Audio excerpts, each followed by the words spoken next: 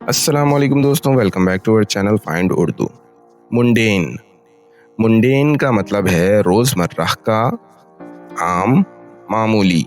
Mundane का मतलब है कोई ऐसी चीज़ जो आम या रोज़मर्रा की हो, जो किसी ख़ास जज़्बाती या एक्साइटिंग असर से महरूम हो।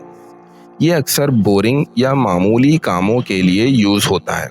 She was tired of her mundane outline.